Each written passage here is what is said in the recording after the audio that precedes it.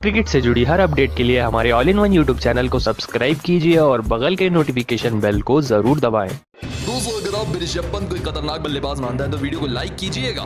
दोस्तों, भारत बनाम इंग्लैंड के 5वें टेस्ट मुकाबले का चौथा दिन धूम धड़ाके से शुरू हुआ। शुरुआती 3 दिनों की बात करें तो पहली इनिंग में 416 रन लगा दिए भारतीय टीम ने, तो इंग्लैंड की टीम 284 रन पर ऑल आउट हो गई। और अब भारत की दूसरी इनिंग में 125 रन लगा दिए थे और यहीं पर तीसरा दिन समाप्त हो चुका था। चौथे दिन की शुरुआत पुजारा और ऋषभ पंत वापस से करने आए। दोस्तों, आप सभी को बता दें, दिन की शुरुआत में अच्छी बल्लेबाजी हो रही थी भारतीय टीम के बल्लेबाजों के द्वारा, तभी पुजारा गलती कर बैठे। 200 अर्धशतक लगा बैठे थे तीसरे दिन, और चौथे दिन ये शॉट लगाकर सामने खड़े फील्डर को अपनी कैच दे बैठे चेतेश्वर पुजारा। और चौथे दिन की सुबह 67 रन बनाकर चेतेश्वर पुजारा ब्रॉड के हाथों अपनी विकेट गवा बैठे। दोस्तों, उनके बाद मैदान पर सिराज अय्यर बल्लेबाजी करने आए। जी हां दोस्तों, श्रेयस अय्यर बल्लेबाजी कर रहे थे और उनके साथ बल्लेबाजी कर रहे थे मैदान पर ऋषभ पंत। दोनों की जोड़ी अच्छी बन ही रही थी, तभी एक और बार श्रेयस अय्यर ने बड़ी गलती कर दी। दोस्तों, ऋषभ पंत अच्छी बल्लेबाजी कर ही रहे थे, लेकिन तभी फंस गए श्रेयस अय्यर। मैट पॉट्स की इस गेंद पर सामने का शॉट खेल बैठे और सामने खड़े एंडरसन ने गिरकर शानदार कैच लपक ली। और श्रेयस अय्यर एक और बार खराब बल्लेबाजी करते हुए मात्र 19 रन बनाकर इस मुकाबले अपनी विकेट गवा बैठे। लेकिन दूसरे एंड से बेहतरीन बल्लेबाजी कर रहे थे श्रेयस अय्यर के बाद ऋषभ पंत, और इन्होंने अपना तूफानी अर्धशतक भी लगा दिया।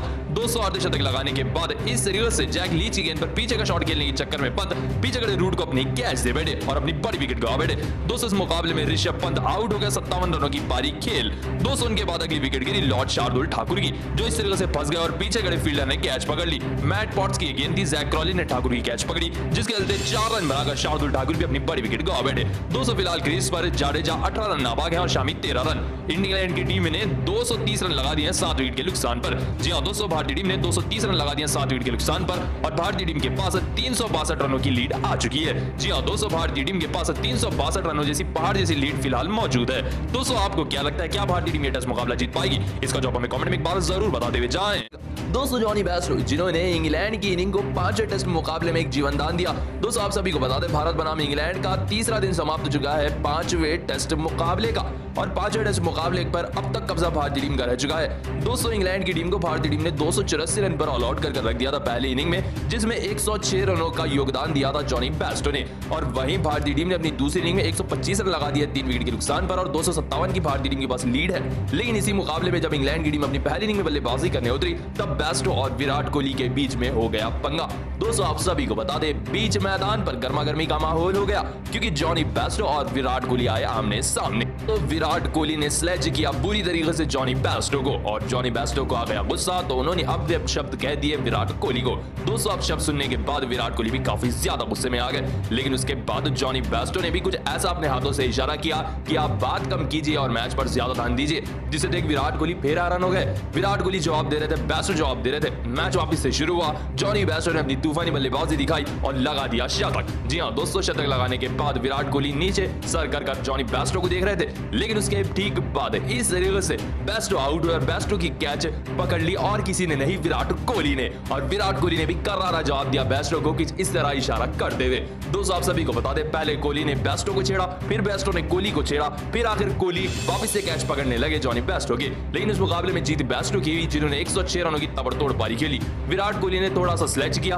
आक्रमण अंदाज में आ गए जॉनी बेस्टो और लगा दिया शतक। दोस्तों, विराट कोहली का एग्रेसिव अंदाज मैदान पर दिखता ही है, और वो आए दिन कोई ना कोई खिलाड़ी से पंगा लेते ही रहते हैं। दोस्तों, आपको क्या लगता है, क्या विराट कोहली को वापस से भारतीय टीम का कप्तान बनाना चाहिए या नहीं? इसका जवाब हमें कमेंट में एक बार जरूर बताते हुए जाएं।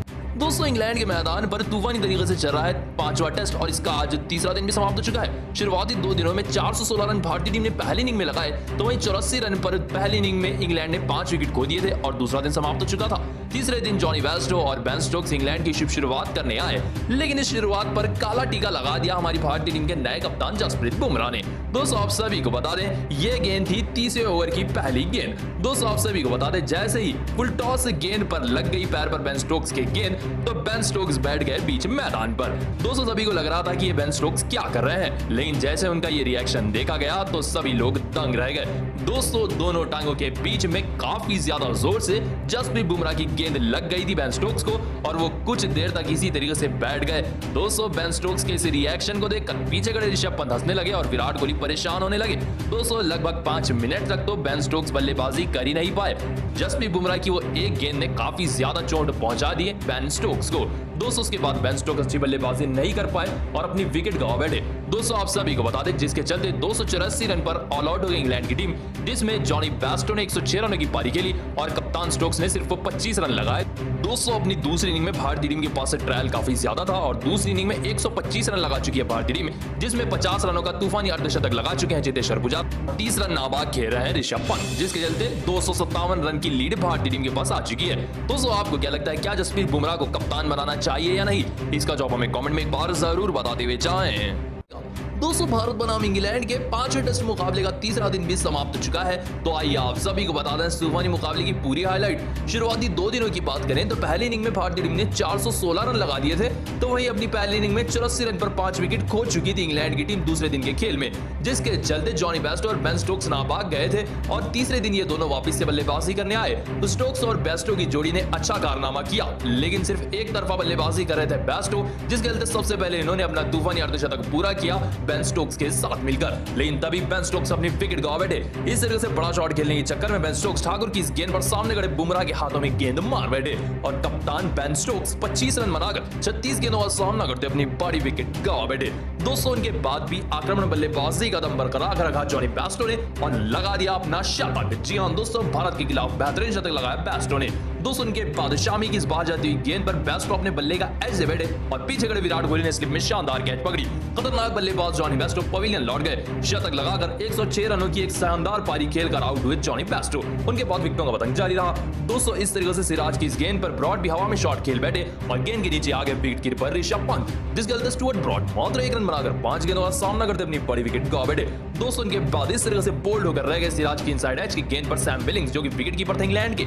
36 रन बनाकर एक अच्छी पारी खेल सैम बिलिंग्स बोल्ड होकर रह गए। दोस्तों आखिरी विकेट गिरी इस तरीके से पॉट्स की, जो सिराज की इस गेंद पर एज से बैठे और स्लिप में खड़े श्रेयस अय्यर ने इस तरीके से शानदार कैच पकड़ ली, जिसके चलते ऑल आउट हो गई इंग्लैंड की टीम।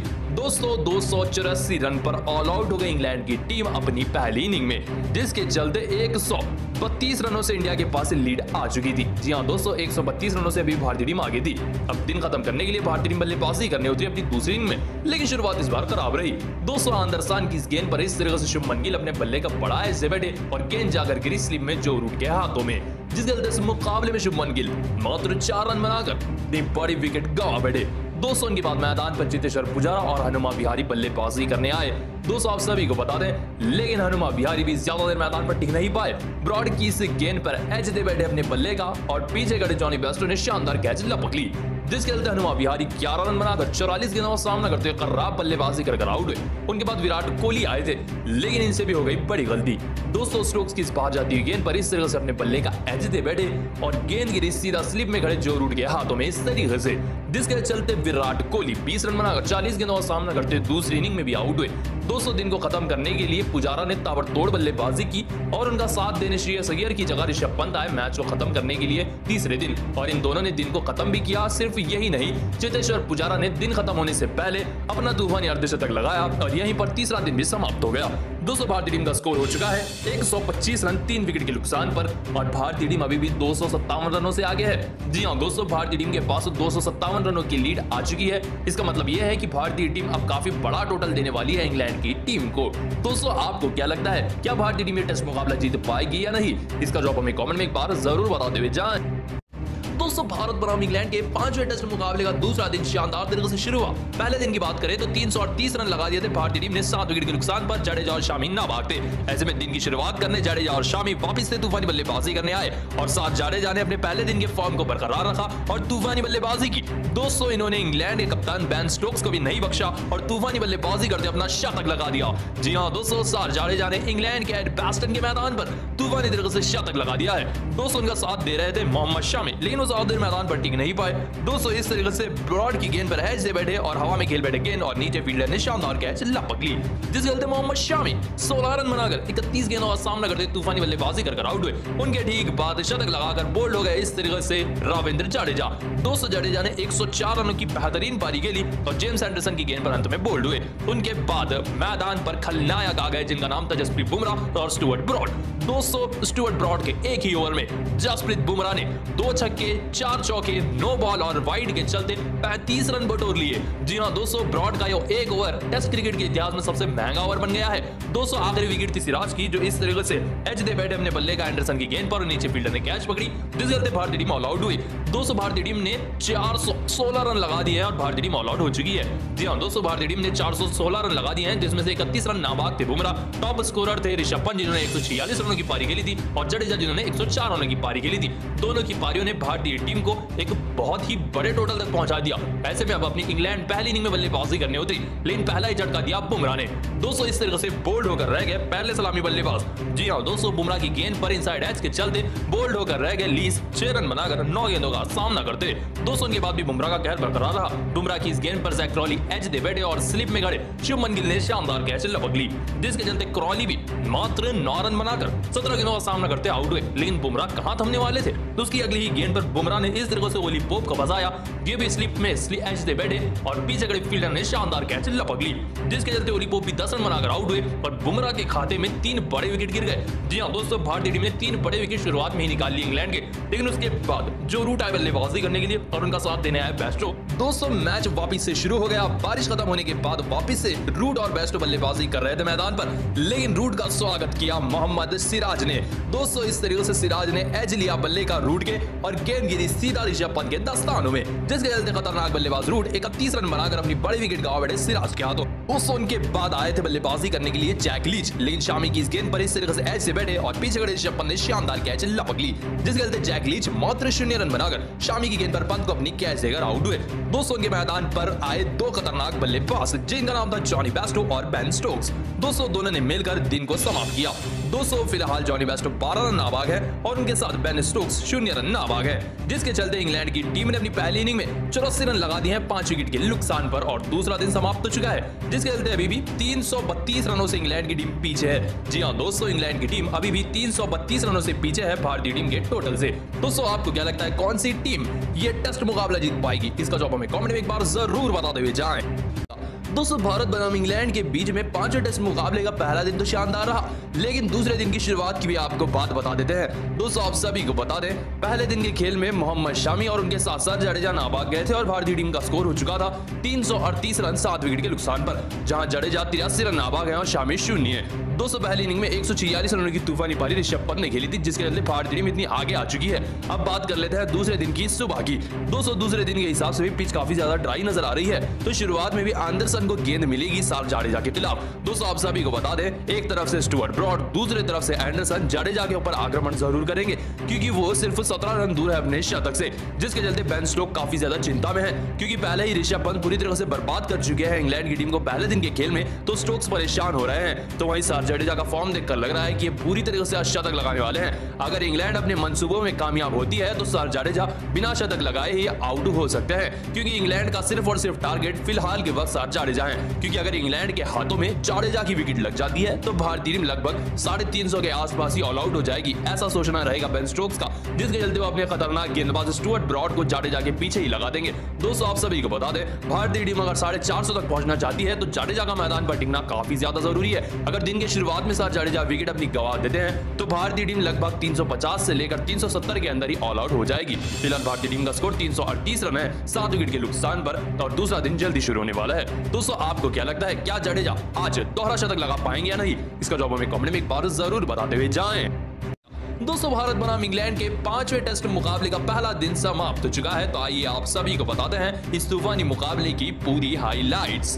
दोस्तों 5वां टेस्ट भारत बनाम इंग्लैंड के बीच में शुरू हो चुका है। जसप्रीत बुमराह नए कप्तान भारतीय टीम के, इंग्लैंड के कप्तान बेन स्टोक्स एडबास्टन के मैदान पर आमने सामने आए टॉस के सिक्का उछला और इंग्लैंड के कप्तान बेन स्टोक्स ने टॉस जीता और गेंदबाजी का किया फैसला, जिसके चलते भारतीय टीम मैदान पर उतनी बल्लेबाजी करने के लिए। दोस्तों शुरुआत की बात करें तो भारतीय टीम की शुरुआत खराब दिलाई चेतेश्वर पुजारा और शुभमन गिल ने मिलकर। दोस्तों आप सभी को बता दें, एंडरसन की इस गेंद पर 17 रन पर खेल रहे शुभमन गिल ऐसे बैठे और पीछे खड़े जैक क्रॉली ने इस तरह से शानदार कैच लपक ली। शुभमन गिल 17 11 रन बनाकर 24 गेंदों का सामना करते हुए एंडरसन की गेंद पर आउट हुए। उनके बाद हनुमा विहारी और चेतेश्वर पुजारा के बीच में छोटी सी साझेदारी हो ही रही थी, तभी एंडरसन की से बाहर जाती हुई गेंद पर अपने बल्ले का पुजारा ऐसे बैठे और इस बार भी जैक क्रॉली के हाथों ने शानदार कैच पकड़ी स्लिप में, जिसके चलते पुजारा मात्र 13 रन बनाकर इस मुकाबले में एंडरसन के हाथों जैक क्रॉली के हाथों आउट हुए। उनके बाद मैदान पर विराट कोहली आए बल्लेबाजी करने के लिए।